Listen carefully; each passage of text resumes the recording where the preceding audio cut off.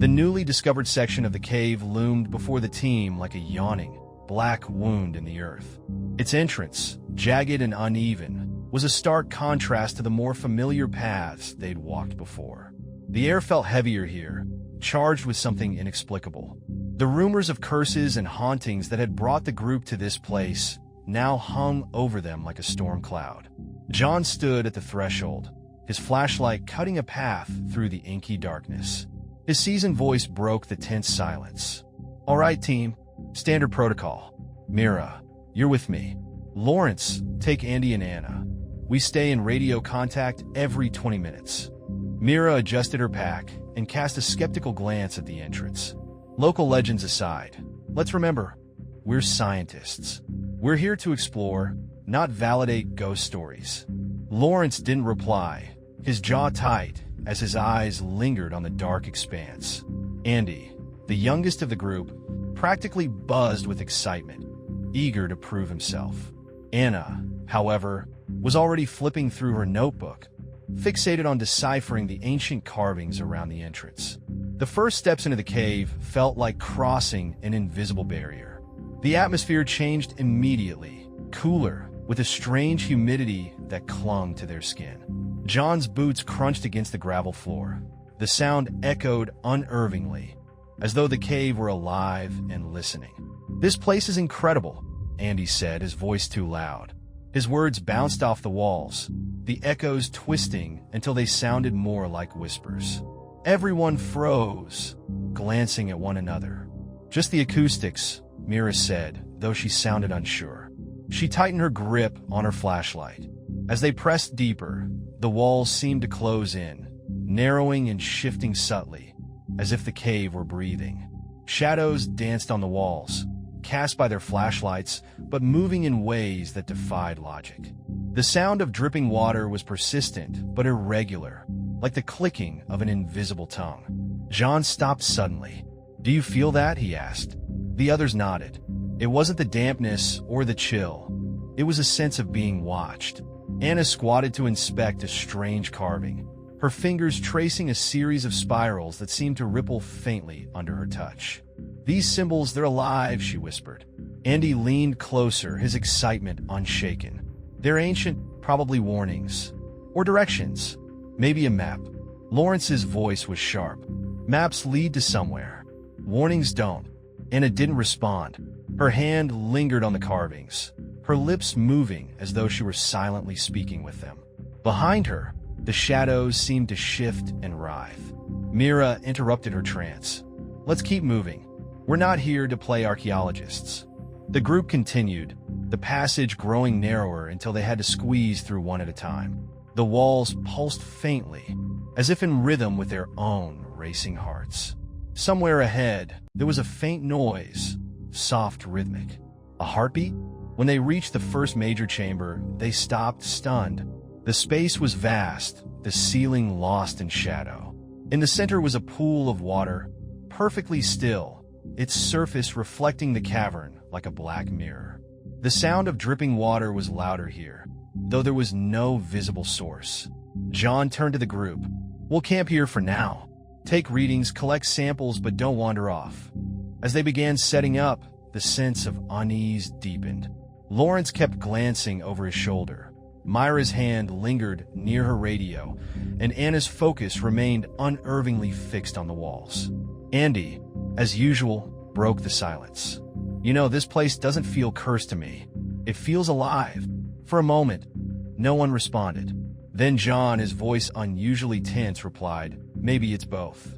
The first night in the cave was far from peaceful. Each member of the team dreamt strange, fractured dreams of being hunted through twisting tunnels. In the morning, none of them wanted to admit that the sound of footsteps hadn't been confined to their sleep. They had a long way to go. The morning came slowly, though the concept of time felt warped deep within the cave. The group's watches ticked forward, but the absence of natural light made every hour stretch unnaturally long. Breakfast was a silent affair, tension thick enough to taste. "I didn't sleep," Mira admitted finally, breaking the quiet. She was fiddling with her radio, her fingers moving restlessly over the knobs. I kept hearing things, footsteps. Lawrence snorted, his tone harsher than intended. It's an echo chamber down here. Water drips, air moves. It plays tricks. Tricks don't leave footprints. Mira shot back, standing up and shining her flashlight toward the far wall. Sure enough, faint marks trailed near the pool of water, a single set of footprints leading toward the chamber's darker recesses. John crouched down to inspect them. They're fresh, he muttered, his voice taut. Boots. Size 9, maybe 10. None of us, Mira said, her unease sharpening. We would have seen someone come through here. Unless they're already part of the cave, Anna murmured, her voice dreamy as her fingers traced the walls again. She was transfixed by the shifting symbols. These carvings, they're evolving. They're telling a story. Lawrence snapped his fingers in front of her face. Get your head in the game, Anna. This isn't the time to lose yourself. Andy, oblivious to the mounting tension, grinned nervously. Maybe someone else found this place first? A hermit? Or another expedition? John stood, brushing dust from his knees. We're not here to speculate. We document, move forward, and get out. His tone was authoritative, but his eyes betrayed his doubt. As they packed their gear to continue deeper into the cave, the air seemed to grow heavier, thicker. The passage narrowed further, forcing them to squeeze through a jagged opening barely wide enough to accommodate their packs. On the other side, the walls changed. Where once there had been rough stone, the surface now gleamed like polished obsidian, reflecting their flashlights in fragmented patterns. Mira paused, her breathing quick. Do you feel that? It's like the air's vibrating. It's not the air, Anna whispered, staring at the walls. It's the cave. It's alive. Her words were met with silence, but no one argued. The strange sensation persisted, an almost imperceptible hum that resonated in their bones. The cave's new surfaces felt unnatural, the kind of wrongness you could sense without needing to understand. The group stopped when they reached another chamber. This one was smaller, the walls adorned with carvings more intricate than anything they'd seen before. Anna gasped, her flashlight darting over the symbols. It's a timeline, she said, her voice tinged with awe.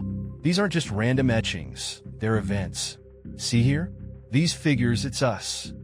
The others moved closer, their skepticism melting into dread as they saw what she meant. There they were, 5 figures etched into the wall with eerie accuracy. The carvings depicted their descent, their exploration, even the chamber they were now standing in. How is that possible? Mira whispered, taking a step back. How does it know? She stopped as her flashlight revealed more carvings further along the timeline. They showed something horrific. The group splintering, fighting, falling. One figure was consumed by the walls, another lost in the depths. At the end of the sequence, only one figure remained, standing at the mouth of the cave, etched with symbols glowing faintly in the dark. It's a warning, Lawrence said, his voice low. We need to turn back. Now! Andy's flashlight flickered, and he smacked it against his palm. It's just drawings. Ancient people told stories with pictures. We're reading too much into it. That doesn't explain how they knew we'd be here. Mira snapped, her voice rising. Or how they knew what we'd look like, John added grimly. Maybe we're interpreting it wrong, Anna said, her tone almost defensive. Her gaze lingered on the carvings, as though she were trying to decipher some hidden meaning. It could be a riddle, something to guide us forward, or something to stop us, Lawrence countered, stepping away from the wall. I say we cut our losses and go back. Enough, John barked, his voice echoing sharply. We came here to explore. We're not turning back without answers. Myra's hand hovered over her radio again. What if this is the cave testing us? The stories, the warnings. What if it feeds off our fear? Then let's not give it what it wants, John said firmly. We stick together, keep moving. No more splitting up. As they pressed on, the atmosphere became oppressive. The air grew warmer, humid with a metallic tang. The passage twisted and turned erratically, the walls almost appearing to pulse. Andy kept glancing behind them, his enthusiasm dimmed by the suffocating tension. Guys, he said after a while, his voice shaky. I think the walls are closing in. No one responded. They could feel it too. The passage that had been wide enough to walk through with ease now forced them to hunch over, their shoulders brushing against the walls. The sound of water dripping intensified, echoing like whispers. At times, the whispers almost seemed to form words, broken fragments of sentences in languages none of them could recognize. Lawrence stopped abruptly. "Do you hear that?" he asked. "Hear what?" John said. "It's saying my name," Lawrence whispered, his face pale. Before anyone could respond, Anna let out a soft gasp. She was staring at the wall again. "It's changed," she said, her voice trembling. "The symbols, they're different now." The others crowded around, their flashlights illuminating the wall. The timeline had shifted, the final carving now showing something new. A single figure standing alone in the dark, surrounded by staring eyes. The group stood frozen, their flashlights quivering as they illuminated the altar carvings. The single figure in the center of the wall seemed almost to move, its etched body leaning into the shadows, the carved eyes surrounding it glinting as if alive. John broke the silence, his voice tight. "It's just a trick. Shadows playing games with us." Anna's eyes remained fixed on the wall. "No, the symbols are showing us what's coming." Her tone was both reverent and horrified. "It's trying to warn us or guide us." Lawrence's voice cut through her musings. "If it's a warning, we need to heed it. This isn't exploration anymore, it's suicide." "No," Andy said, his face a mixture of defiance and desperation. "It's the greatest discovery of our time. We're on the verge of something incredible." "That's what you think," Lawrence snapped. "But you didn't see what I saw back there. This place, it knows us. It's toying with us." "Enough!" John barked, glaring at both men. "This isn't the time for arguments. We move forward together. Period." The team pressed on, but the unease in the group was palpable. The tunnel narrowed further, forcing them to crawl single file through jagged crevices. The walls felt damp, almost sticky, and the air grew hotter with each passing minute. The sound of dripping water had become relentless, a maddening backdrop to their trek. Anna, at the rear of the group, whispered to herself, tracing symbols she spotted as they crawled. "This is ancient, older than anything we've ever seen. This is the origin of myth, of humanity." Her voice unnerved Mira, who was just ahead of her. "Stop talking like that." Mira snapped over her shoulder. "You're freaking everyone out." "I'm not the one you should be afraid of," Anna replied, her voice barely above a murmur. Ahead, Andy scrambled through a particularly tight crevice and into a small chamber. As the others joined him, they were greeted by a horrifying sight. The chamber was filled with remnants, tattered packs, broken tools, and skeletal remains. "Jesus," Mira whispered, clutching her radio tightly. This must be the team from the 60s, the one that disappeared." John knelt beside one of the skeletons, his gloved hand brushing against a notebook half buried in the dirt. He opened it cautiously, the brittle pages crumbling under his touch. Most of the text was illegible, scrawled frantically, but one phrase was repeated over and over. "Don't trust your eyes. The cave lies." Mira stood back, her voice shaking. "We have to leave. Now." "No," Anna said sharply, startling everyone. Her eyes gleamed with an intensity that bordered on mania. They failed because they didn't understand. They didn't listen. The carvings, they're the key. Lawrence grabbed her arm. "Snap out of it, Anna. You sound insane." Anna jerked her arm free, her voice rising. "You don't get it.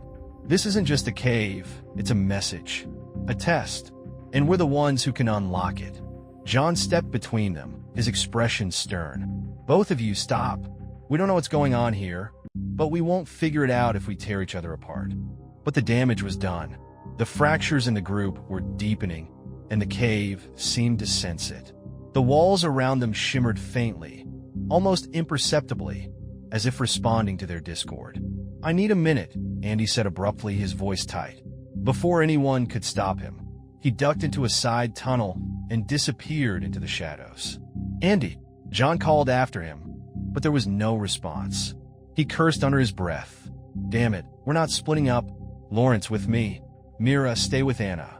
Lawrence nodded grimly, and the two men followed Andy's trail, their flashlights cutting through the darkness. Back in the chamber, Mira turned to Anna. "What's your problem? Why are you so obsessed with those carvings?" Anna didn't look at her. "Because they're the truth," she said simply, tracing another symbol with her finger. "They're telling me what I need to know." Mira stepped closer, her patience fraying. "What you need to know? We're trapped in a death trap." "Anna, focus." Anna's voice dropped to a whisper. "It's not a trap. It's a doorway." Mira opened her mouth to retort, but stopped. The carvings around Anna were changing again, right before her eyes.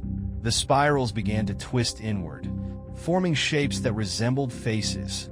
Anguished, screaming faces. "Mira," Anna whispered, her voice trembling now. "Do you see them?" "Yes," Mira replied, her mouth dry. "And I don't think they're friendly." The air grew colder, the faces on the walls seeming to stretch toward them. Mira grabbed Anna's arm. "We're going. Now!" But Anna resisted, her gaze locked on the shifting carvings. "They're calling to me." Mira had had enough. She yanked Anna hard, pulling her toward the tunnel they'd entered from. "Snap out of it, Anna, or I swear." The sound of footsteps behind them froze her mid-sentence. Slow, deliberate steps echoed through the chamber. "John," Mira called, her voice trembling. No answer. "Lawrence." The footsteps stopped. Then from the shadows came a voice. A familiar voice. "Help me," it whispered. "Please." Myra's grip on Anna's arm tightened. She knew that voice. It was Andy's. But when she turned toward the sound, she saw only darkness. Mira strained her eyes, peering into the oppressive dark where Andy's voice had come from. The footsteps had stopped, but her heartbeat thundered in her ears. She tightened her grip on Anna, who seemed unwilling or unable to move. "Andy," Mira called, her voice echoing unnaturally. "Where are you?" The response came immediately, but something about it felt wrong. The words were familiar, but the tone, flat, devoid of life, sent chills crawling up her spine. "Help me," the voice repeated. "Please, I am hurt." Myra's instincts screamed at her to run, but Anna broke away from her grasp. "He needs us," Anna said, her voice trembling with a mix of fear and determination. "Anna, wait," Mira hissed, chasing after her. They plunged deeper into the tunnel, their flashlights casting frantic beams across the glistening walls. The air grew thicker, more oppressive, and the dripping sound intensified, seeming to echo directly in their ears. Ahead, they spotted movement. A hunched figure shuffled in the shadows, its back turned to them. Mira froze, her stomach twisting into knots. "Andy," she whispered. The figure stopped, its head tilting slightly as though it had heard her. Slowly, it began to turn. "Don't," Mira muttered, her voice barely audible. Every fiber of her being told her to look away, but she couldn't. The figure's face came into view, illuminated by their flashlights. It was Andy, but not as they knew him. His eyes were black voids, his skin pale and waxy, and his mouth hung slightly open as if he'd forgotten how to close it. His body moved jerkily, like a puppet on invisible strings. "Help me," he said again, but his lips didn't move.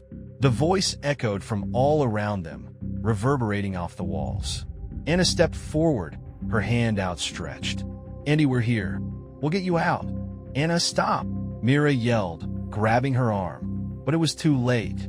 The figure moved faster than Mira thought possible, lunging toward Anna with unnatural speed. Mira yanked Anna backward just as the figure's outstretched hands swiped through the air where she'd been standing. Andy, or whatever this thing was, stood there motionless again, his head tilted at an unnatural angle. Mira didn't wait to see what it would do next. She dragged Anna down the tunnel, the two of them running blindly as the echoes of Andy's voice followed them, distorted and mocking. "Help me, please. I am hurt." Meanwhile, John and Lawrence searched the labyrinthine tunnels, their flashlights cutting narrow paths through the darkness. "Andy," John called, his voice bouncing back to him in fragmented echoes. "Where are you?" "He's gone," Lawrence muttered, scanning the walls warily. "You saw those carvings. They warned us." John stopped and turned to face him, his expression grim. "And what do you suggest? We leave him behind?" Lawrence hesitated, the weight of his guilt evident in his eyes. "I don't want to abandon him, but I think this place, it's already claimed him." John's jaw tightened. "I'm not giving up on him." The two pressed on, their resolve waning with every step. The tunnel seemed to stretch endlessly, doubling back on themselves in impossible ways.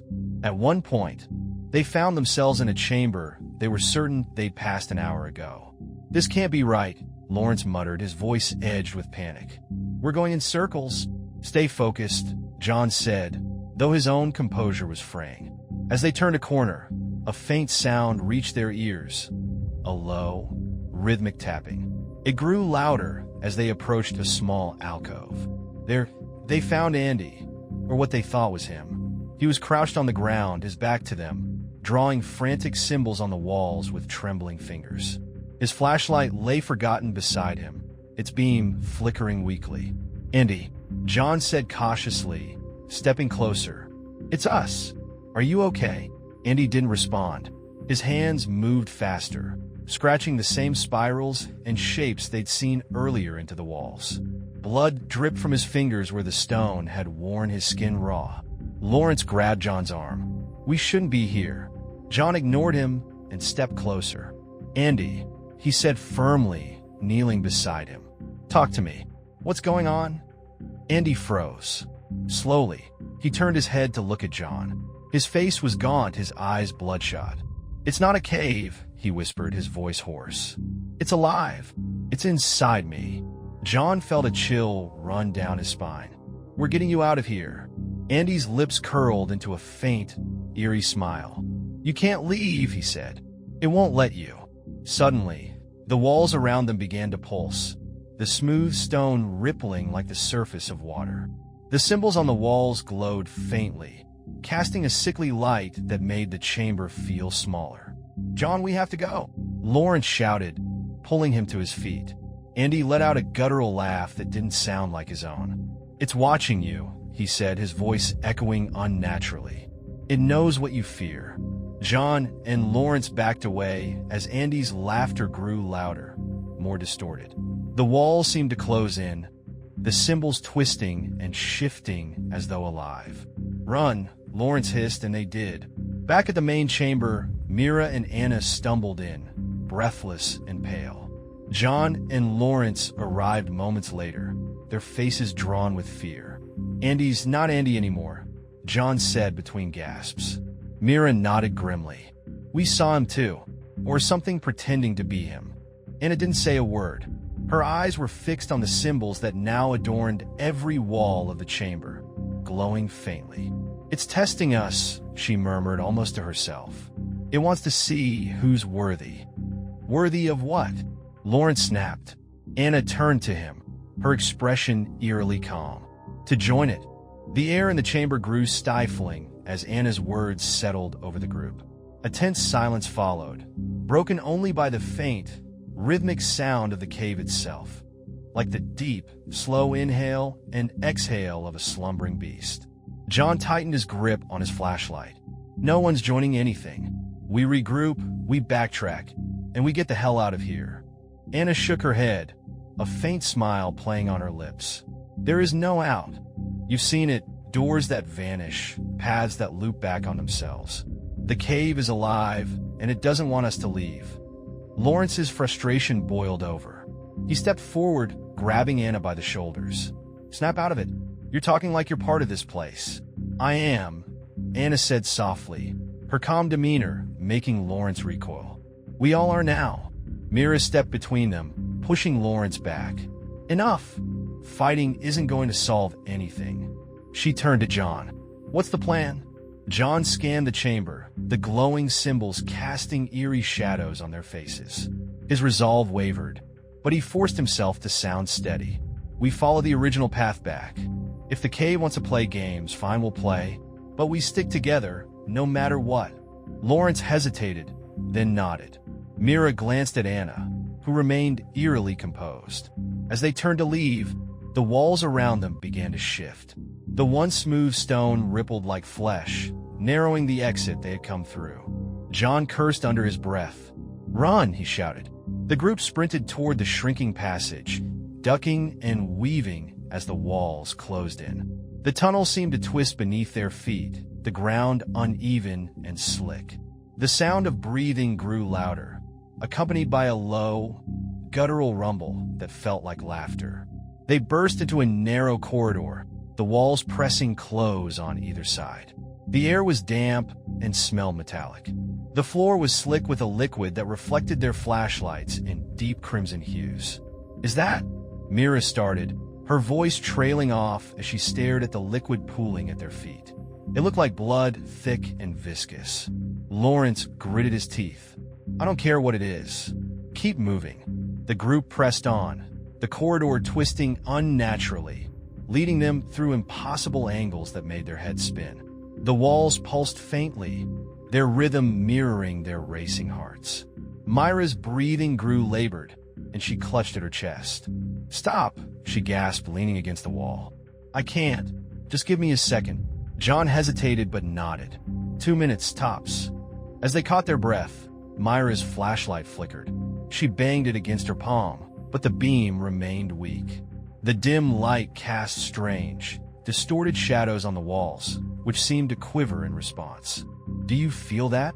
Lawrence asked, his voice barely above a whisper. Anna tilted her head, her expression distant. "It's breathing with us." John turned to her, his patience wearing thin. "Stop with the cryptic nonsense, Anna. What are you?" He was interrupted by a sound, a faint, wet squelching coming from deeper in the tunnel. The group froze, their flashlights darting toward the source. A figure emerged from the shadows, crawling on all fours. "Andy," Mira whispered, her voice trembling. The figure looked up, and their flashlights revealed a grotesque parody of their teammate. His face was twisted, his eyes sunken and glowing faintly. His body moved in jerky, unnatural motions, his limbs bending in ways they shouldn't. "Help me," he said, but the words were garbled, wet, as though spoken through a mouthful of water. John raised his flashlight higher. "Stay back." Andy, or what was left of him, crawled closer, the sound of his movements wet and slithering. "You can't leave," he rasped. "It won't let you." Lawrence stepped forward, his voice firm. "Andy, if you're still in there..." The creature lunged, moving with inhuman speed. It slammed into Lawrence, knocking him to the ground. Mira screamed as the two struggled, Lawrence punching and kicking desperately to keep the thing's snapping jaws away from his throat. "Get it off him!" John shouted, grabbing a rock and smashing it against the creature's head. The thing let out a guttural shriek and recoiled, its glowing eyes fixed on John.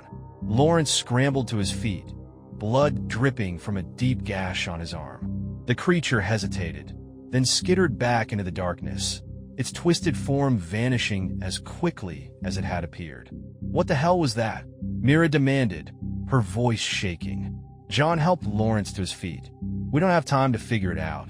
Let's move." Lawrence winced, clutching his injured arm. "It's not just the cave," he said through gritted teeth. "It's changing us." Mira turned to Anna, who was staring down the tunnel where the creature had disappeared. "Did you know?" Mira demanded. "Did you know this would happen?" Anna didn't answer. Instead, she reached out and pressed her hand against the wall. The stone rippled under her touch, as though alive. "It's testing us," she murmured, more to herself than to the others. "Seeing who's worthy, who will stay, who will become part of it." "Anna, stop!" John grabbed her arm and yanked her away from the wall. "Whatever you think is happening here, it's not worth your life." She turned to him, her eyes glinting with a strange light. "It's not my life I'm worried about." Before John could respond, the tunnel around them began to close in again. The walls pressed closer, forcing them to hunch and crawl. "Go!" John ordered, shoving the group forward. "Don't look back!" Behind them, the sound of breathing grew louder, deeper, and the faint, mocking echoes of Andy's voice followed them into the dark. The group stumbled out of the tightening tunnel into a larger chamber, gasping for breath. The walls here were smoother, shimmering faintly in the dim light of their flashlights. The air was thicker than ever, saturated with a metallic tang that burned their nostrils. "This isn't real," Mira muttered, shaking her head. Her voice was strained, her breathing shallow. "None of this can be real." "It's real enough," John said, his voice grim. "And we're not stopping until we find a way out." The chamber was unlike anything they'd encountered so far. The walls were covered with carvings, but these weren't the spirals and symbols from before. These were faces, hundreds of them, etched into the stone. Each one was twisted in an expression of terror or despair, their hollow eyes staring out at the group. Lawrence shuddered, clutching the wound on his arm. "What is this place?" Anna stepped forward, her flashlight grazing the faces. "It's a warning," she said almost reverently. "Or maybe a memory." "Memory of what?" Mira asked, her voice rising. "What happened here?" Anna didn't respond. Instead, she knelt beside one of the carvings, her fingers tracing its features. The face seemed almost alive, its stone lips parted as though it were about to speak. "Stop touching things," John barked, yanking her back. "We don't know what's safe." Anna shrugged him off, her eyes wild. "You still don't understand, do you? This cave is a record, a living history. It's been feeding on people for centuries, taking their fears, their pain, and making them part of itself." Lawrence turned away from the wall, his voice shaking. "Then we need to get out before it takes us, too." "Do you really think we can?" Anna asked, standing slowly. "It's already inside us. You feel it, don't you? The way it knows your thoughts, your fears? It's too late." "Enough!" John snapped, his voice echoing off the chamber walls. "We're not giving up, not while we still have a chance." But even as he spoke, doubt crept into his mind. The cave had already shown its power, twisting their path, warping their perceptions, turning Andy into whatever that thing had been. He glanced at Lawrence, whose injury was still bleeding sluggishly. They were falling apart, one by one. Mira moved to a corner of the chamber, shining her flashlight on the floor. "There's something here," she said, her voice tight. The others joined her, their lights converging on a pile of bones. They were human, scattered haphazardly across the stone floor. Among them was a rusted pickaxe and a torn backpack. Lawrence knelt down, picking up a tattered journal from the debris. He flipped through the brittle pages, squinting at the faded handwriting. "It's from the last expedition," he said, his voice grim. "Listen to this. The cave isn't a place. It's a trap, a predator. It gets inside your head. Don't trust what you see. Don't trust what you feel." He closed the journal with trembling hands. They knew, and it didn't save them. Anna reached for the journal, but Lawrence pulled it away. "Don't," he said. "You don't need to read this." "I need to know," Anna said firmly, but John stepped between them. "No one else reads it," he said. "We've seen enough. We move now." As they turned to leave the chamber, the walls seemed to shift again. The faces moved, their hollow eyes following the group. Mira let out a choked gasp as one of the faces turned fully toward her, its stone lips parting. "Why did you leave us?" it whispered, its voice soft but full of accusation. Mira stumbled back, her flashlight shaking. No, that's not possible." John grabbed her arm. "What are you hearing?" "They're saying my name," she whispered, her voice breaking. "It sounds like my sister." "There's nothing there," John said firmly, though he avoided looking at the faces himself. "Keep moving." But the whispers grew louder, echoing through the chamber, overlapping and indistinct. Each member of the group heard something different. Lawrence heard the desperate cries of the man he'd failed to save during a cave collapse years ago. Mira heard her sister's voice, pleading for help. Anna heard a symphony of voices, all calling her name, all promising answers. And John heard nothing at all, just the sound of his own heartbeat pounding in his ears. "Don't listen," John barked, dragging Mira forward. "It's trying to break us." The whispers grew louder, almost deafening, until they suddenly stopped. The silence that followed was worse. It pressed in on them, thick and suffocating. "We need to move," Lawrence said, his voice barely above a whisper. They continued deeper into the cave, the walls narrowing once again. The faces disappeared, replaced by smooth, pulsating stone that glowed faintly. The air grew hotter, the metallic tang now overwhelming. They entered another chamber, this one smaller, but no less strange. The walls were covered in glowing symbols, similar to the ones they'd seen earlier.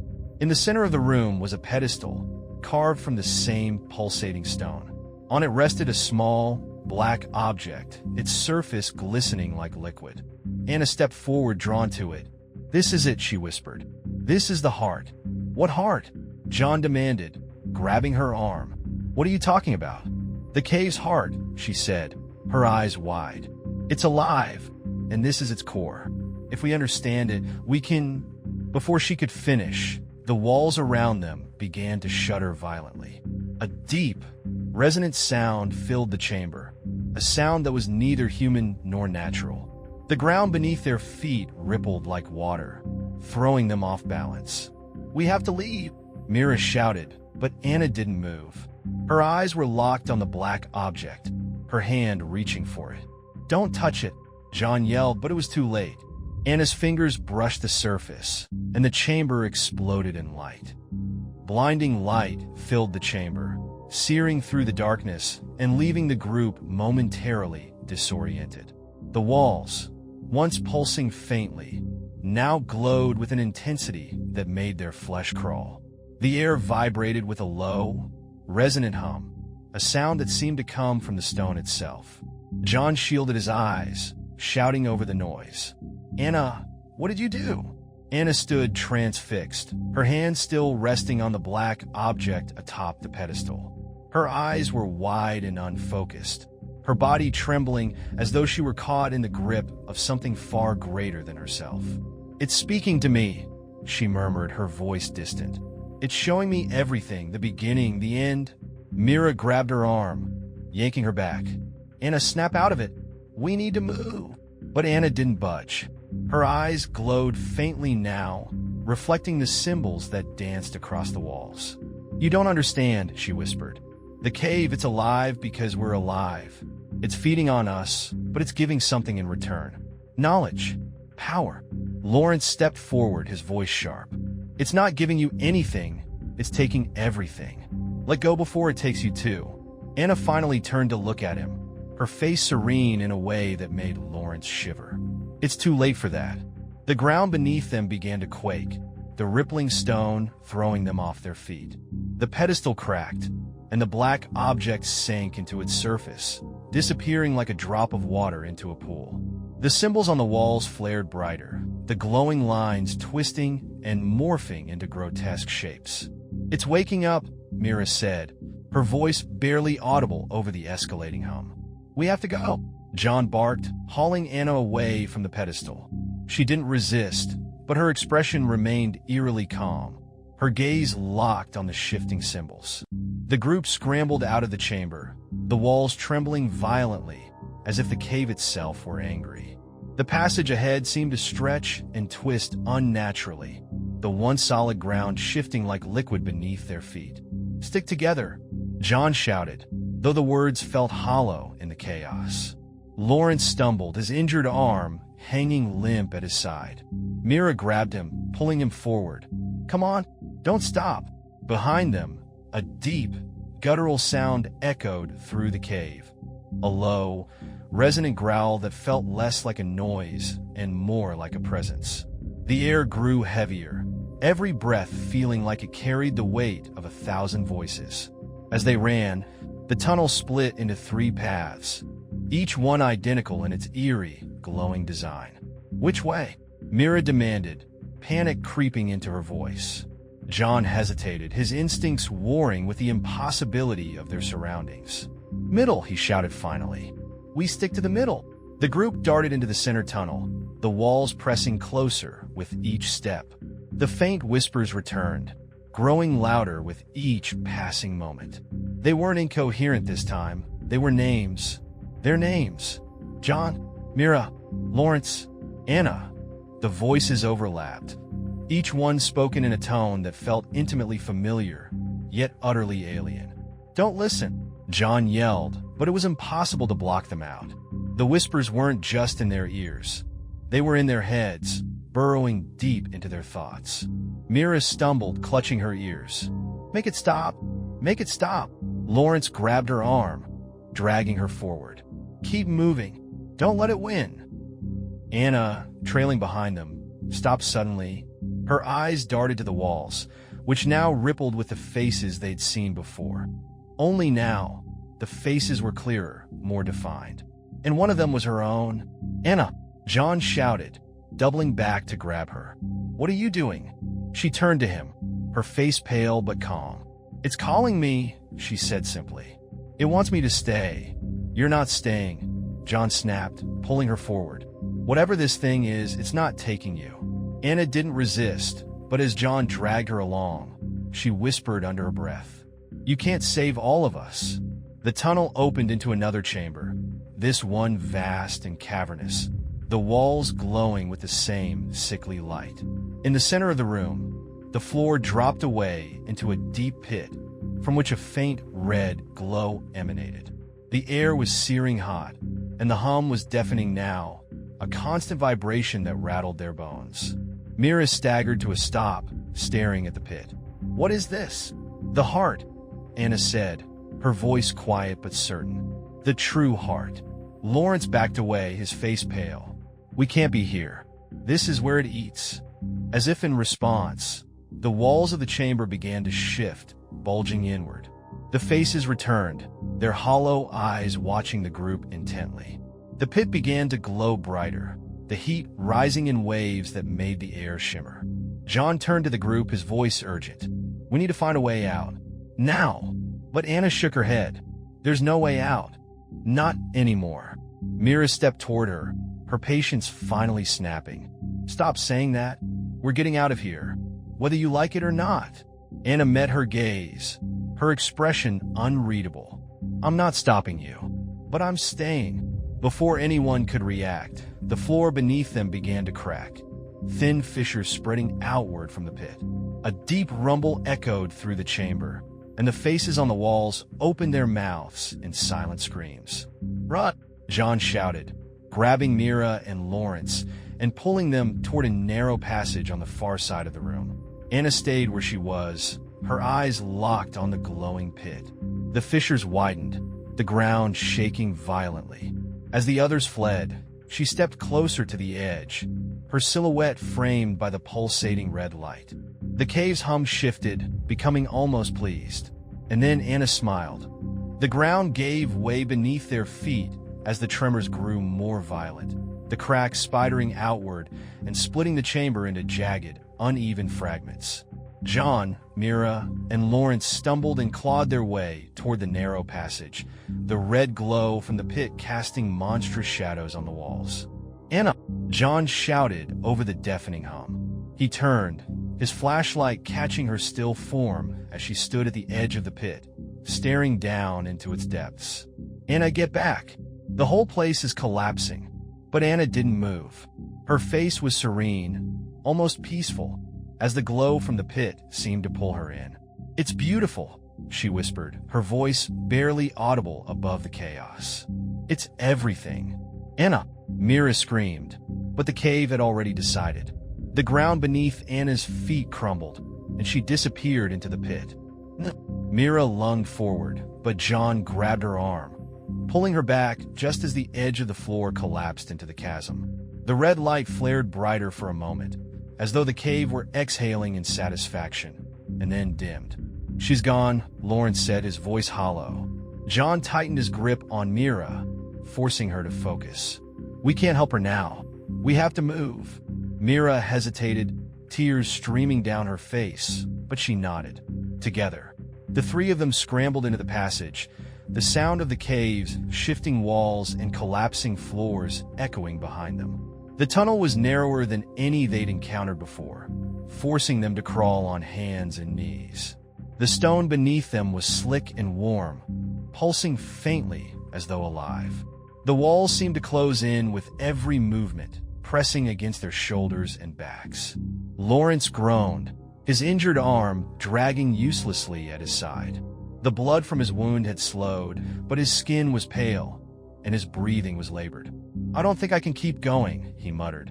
"Yes, you can," John said, his tone sharp but steady. "Just a little farther." "You don't know that," Lawrence shot back, his voice tinged with despair. "This place, it doesn't want us to leave." "Then we'll force our way out," Mira said, her voice hard. She refused to look back, her mind replaying the moment Anna fell over and over again. The tunnel opened into another chamber, this one smaller and darker than the others.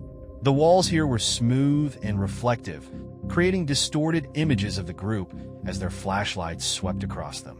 The reflections moved unnaturally, lagging behind their movements as though the stone itself were reluctant to let them go. "This feels wrong," Mira said, her voice barely above a whisper. John nodded, his eyes scanning the chamber. "Keep your guard up." As they crossed the room, the air grew colder, and the reflections began to shift. At first, they seemed to mimic their movements, but then the distortions grew worse. In the mirrored walls, their faces twisted into grotesque versions of themselves, sunken eyes, grinning mouths filled with too many teeth. Lawrence stopped, staring at his reflection. His distorted image moved closer, pressing its hands against the surface of the wall as though it were trying to break through. "That's not me," he whispered. "Don't look at it," John said firmly, pulling him away. "It's not real." But Lawrence didn't move. The reflection smiled, its teeth sharp and gleaming. "You can't save them," it whispered, the voice echoing through the chamber. "You couldn't save me." Lawrence flinched, his breathing ragged. No, that's not." "Lawrence, focus," John shouted, shaking him. "It's the cave. It's messing with your head." The reflection's grin widened, and the walls around them began to ripple. The air grew heavy, the ground shifting beneath their feet. Lawrence stumbled, his injured arm dragging him down. "Leave me," he gasped, his voice weak. "I'll just slow you down." "Not a chance," Mira said, grabbing his other arm and hauling him to his feet. "We're getting out of here together." The distorted reflections in the walls began to climb out of the surfaces, their twisted forms emerging slowly like creatures crawling from a nightmare. Their movements were jerky and unnatural, their hollow eyes fixed on the group. "Run," John said, his voice low and urgent. "Now!" They bolted for the far side of the chamber, the sound of scraping stone and echoing whispers following them. The distorted figures moved faster, their grotesque hands reaching out, their mouths opening in soundless screams. Lawrence stumbled again, but John and Mira pulled him forward, their pace frantic. They reached another tunnel, plunging into its narrow confines just as the reflections closed in. The walls pressed closer as they ran, the hum of the cave growing louder with each step. They didn't stop until the tunnel widened again, opening into a small alcove. The three of them collapsed onto the floor, gasping for breath. "This isn't going to stop, is it?" Mira asked, her voice trembling. "It's going to keep coming until it gets us all." John didn't answer. He stared at the wall opposite them, his expression grim. The carvings had returned, glowing faintly in the dim light. They showed the group once more, but now only two figures remained. Mira followed his gaze and froze. "No," she whispered. "No, that's not going to happen." Lawrence coughed, his voice weak. "It's not showing the future. It's making it." "What does that mean?" Mira demanded, panic creeping into her voice. "It means," Lawrence said, his head drooping, "that it's already decided." John knelt beside him, his jaw tight. "We're not letting it win," he said. "Not while we still have breath in our bodies." Lawrence didn't respond. His eyes closed, and his breathing slowed. The cave's hum grew louder, the sound vibrating through the stone. "Lawrence," Mira said, shaking him. "Lawrence, stay with us." But he didn't respond. His body went still, his head slumping to one side. The glow from the carvings intensified, and the hum shifted into something almost satisfied. Myra's scream echoed through the tunnel.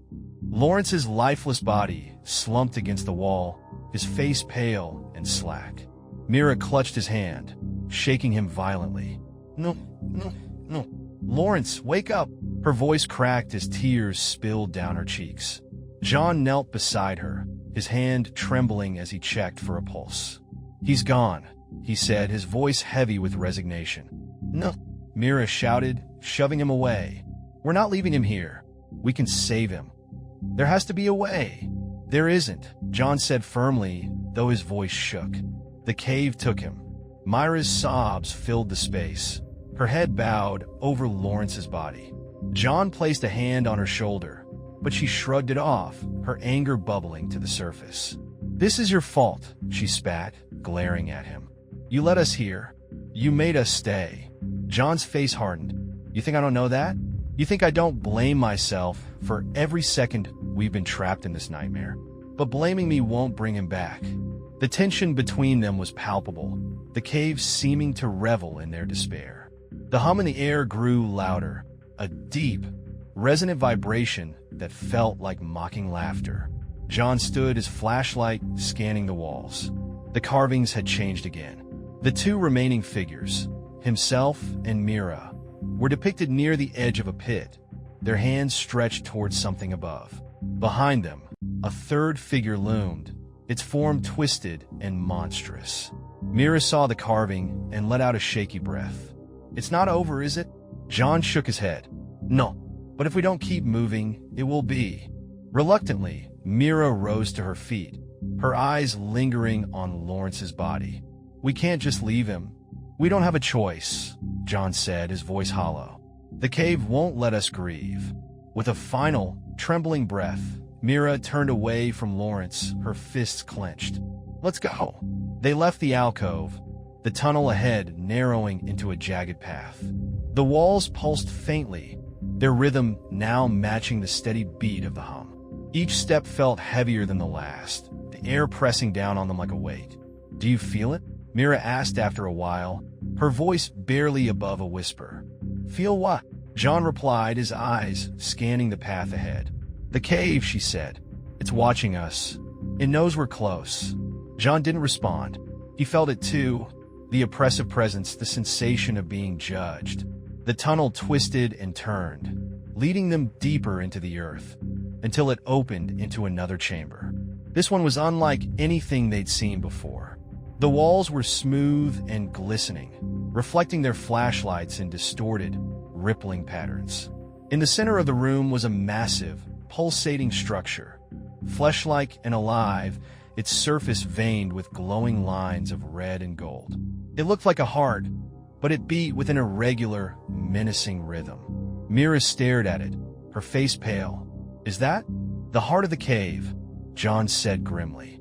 The hum in the air grew deafening, the vibration rattling their bones.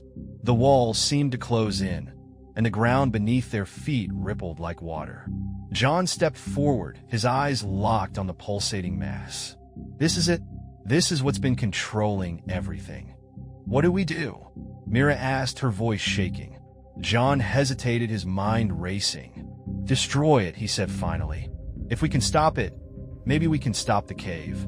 Mira nodded, though fear flickered in her eyes. How? John scanned the room, his flashlight landing on a cluster of jagged stones near the edge of the chamber. We use what we've got. The two of them approached the heart cautiously, the heat radiating from it growing more intense with every step.